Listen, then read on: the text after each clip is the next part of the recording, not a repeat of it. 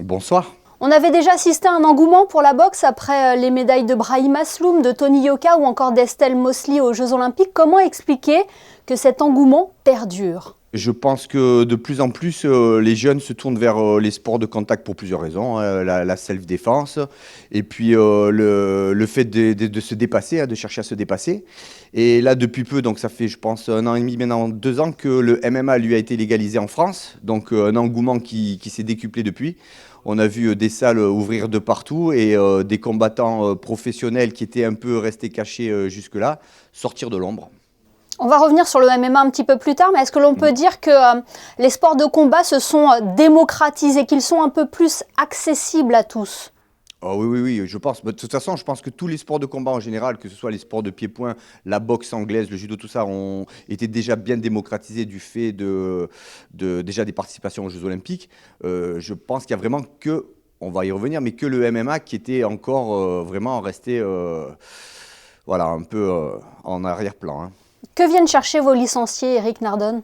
Je pense que se dépenser, essentiellement à Monaco, c'est se dépenser, transpirer, le partage, le partage. Je pense aussi à une recherche de certaines techniques, hein. La self-défense aussi, mais je pense dans un premier temps, c'est se défenser. On est un club vraiment axé sur le loisir, quasiment pas de compétiteurs, donc oui, je pense que chez nous, c'est du loisir à 100%. On dit aussi que c'est bon pour le développement personnel, pour le coaching mental. Vous partagez cette idée ? Complètement, pour peu qu'on s'y intéresse. C'est-à-dire qu'il faut que l'élève soit dans cette dynamique et puis qu'il recherche ce genre de pratique.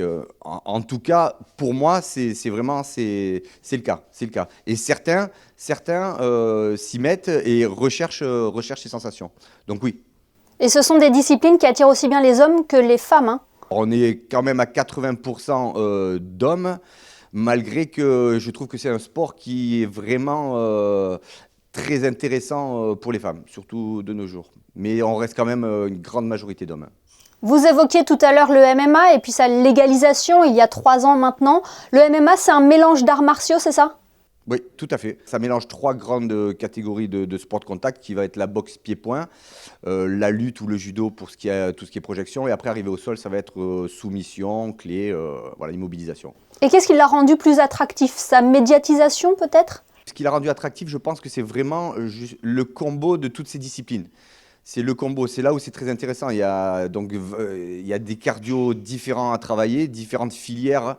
Donc je crois que c'est vraiment un ensemble de techniques variées qui ont fait que les gens se sont tournés vers cette discipline.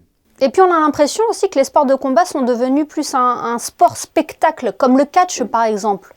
Ça, c'est plus du spectacle. Après, nous, on a toujours été des sports de spectacle, que ce soit les sports pied-point traditionnels, MMA. Le catch, c'est vraiment du spectacle, même si les personnes sont aguerries, entraînées à ces disciplines. Mais c'est du spectacle, oui, c'est du spectacle. Je pense que beaucoup de fans de sport de contact recherchent ça aussi. Eh bien, merci infiniment, Eric Nardone, d'avoir été notre invité ce soir. Merci beaucoup.